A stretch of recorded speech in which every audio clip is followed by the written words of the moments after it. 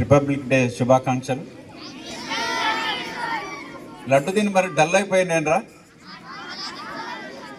మన పూర్వీకులు 200 సంవత్సరాలు నిరంతరం పోరాటం చేసి మనకు స్వాతంత్రాన్ని అందించిపోతే మనం దాన్ని ఎన్ని సంవత్సరాల నుంచి 77 సంవత్సరాల నుంచి అనుభవించి కూడా ఇంత డల్గా ఎందుకుంటున్నారో నాకు అర్థం కాలేదు. ఈ రిపబ్లిక్ డే గురించి ఇప్పటికే సార్లు చాలా చక్కగా చెప్పిండ్రు.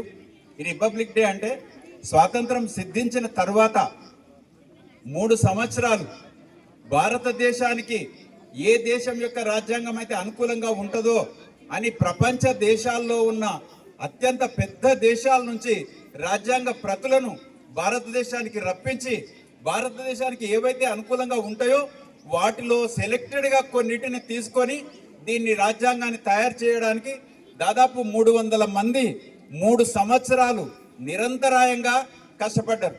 దీంట్లో 22 కమిటీలు 300 మంది 3 సంవత్సరాలు కష్టపడి మనకు ఒక రాజ్యాంగాన్ని చక్కని రాజ్యాంగాన్ని అందించిపోయిండ్రు.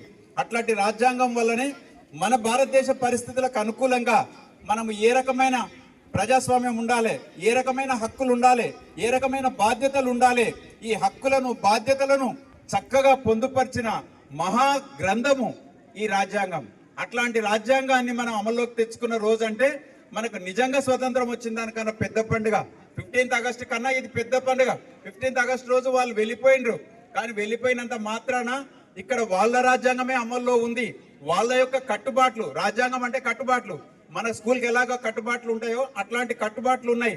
దాంట్లో మనకు రాజ్యాంగం వచ్చిన తర్వాత మనలో బాగా గమనించిన పెద్ద డ్రాబ్యాక్ ఏంటంటే హక్కుల కోసం పోరాడుతున్నాడు ప్రతి ఒక్కడు, కానీ బాధ్యతలు తెలియదు. చిన్న చిన్న దానికి ప్రతి వాడు హక్కును ప్రశ్నిస్తున్నాడు. సేమ్ ప్రశ్నించినప్పుడు బాధ్యతను కూడా గుర్తెరగాలి. ఎప్పుడైతే బాధ్యతలు గుర్తిస్తాడో వాడు హక్కుల కోసం పోరాటం చేయడు. నిజమైన దేశభక్తి ఉంది అంటే వాడు హక్కులు సాధించుకోవాలి, బాధ్యతలను గుర్తెరగాలి. అప్పుడే ఈ స్వాతంత్రానికి, ఈ రాజ్యాంగానికి ఒక స్ఫూర్తి నిలబడుతుంది. ఇప్పటికి స్వతంత్రం వచ్చి ఇన్ని సంవత్సరాలైనా ఎక్కడ వేసిన గొంగడు అక్కడే ఉంది. బ్రిటిష్ పాలన మించి అభివృద్ధి చెందుతున్న దేశాల్లోనే మిగిలినాం. అభివృద్ధి చెందిన దేశంగా ఎగబక్కడానికి ఇంకా చాలా టైం పడుతుంది. మన వాళ్ళు ఏమనుకున్నారంటే స్వతంత్రం సిద్ధించిన తర్వాత చాలా తక్కువ సమయంలోనే ఉన్నత శిఖరాలకు ఎదుగుతాం అంటే పెద్ద పెద్ద సంపన్న దేశాలతో పోటీ పడాల్సిన అవసరం ఉంది. ఇప్పుడు మనం ప్రపంచంలో ఉన్న చిన్న చిన్న దేశాలు, తక్కువ జనాభా ఉన్న దేశాలు ఉన్నాయి. ఆ దేశాలతో మనం పోటీ పడే సామర్థ్యం మనకు లేదు. మన నుంచి విడిపోయిన చిన్న పాకిస్తాన్, మొన్న మధ్యనే యుద్ధం జరిగింది. ఆ యుద్ధంలో మనకు వాళ్ళ కూడా ప్రాణ నష్టం జరిగింది. మన దేశ జనాభాతో పోలిస్తే ఏ మూలకు కాదు.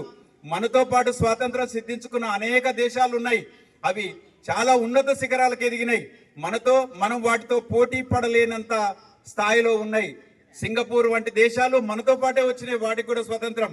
మనకు స్వతంత్రం వచ్చింది, వాటితో పాటు వచ్చింది. మళ్ళీ ఎందుకు ఎదగలేకపోతున్నాం అంటే మనకు సమాజంలో ఉన్నటువంటి అసమానతలు ఉన్నాయి, అసాంఘికాలు ఉన్నాయి, దురాచారాలు ఉన్నాయి, మూఢనమ్మకాలు ఉన్నాయి. మెయిన్గా అన్నిటికన్నా డ్రాబ్యాక్ ఏముందంటే బాధ్యతలు తెలియదు. హక్కు మాత్రమే ప్రశ్నిస్తున్నాడు తప్ప ఎవడు బాధ్యతలు తెలియదు. ఈ హక్కులతో పాటు ఎవరైతే బాధ్యతలు గుర్తెరుగుతారో అప్పుడే ఈ ప్రజాస్వామ్యానికి, ఆ మహానుభావులు మనకు కట్టబెట్టిపోయిన ఈ రాజ్యాంగానికి అన్నిటికీ స్ఫూర్తిని కలగాలి. మీరు కూడా నా రిక్వెస్ట్ ఏంటంటే మీరు స్టూడెంట్స్గా మీ యొక్క కర్తవ్యం, మనం స్కూల్కి ఎందుకు వచ్చినాం, స్కూల్కి ఒక రోజు రాకుంటే మనకి ఎంత నష్టపోతారన్న విషయాన్ని తెలుసుకోవాలి. స్కూల్ ఏమేమి ఇస్తుంది, మీ మీద పెట్టుబడి పెడుతుంది. పెట్టుబడి అంటే ఇది భావితరాలకు మీరు ఒక సంపద. మనకన్నా మీ ముందు తరాలు చదువుకోలేదు కనుక ఈ జనరేషన్ కనుక అప్లిఫ్ట్ చేస్తే, ఈ ఒక్క జనరేషన్ కనుక బాగుపడితే మీ తర్వాత జనరేషన్స్ అన్ని బాగుంటాయి. ఇక భారతదేశానికి తిరుగులేదు. భారతదేశం మంచి సంపన్న దేశంగా తొందరలోనే మారుతుంది.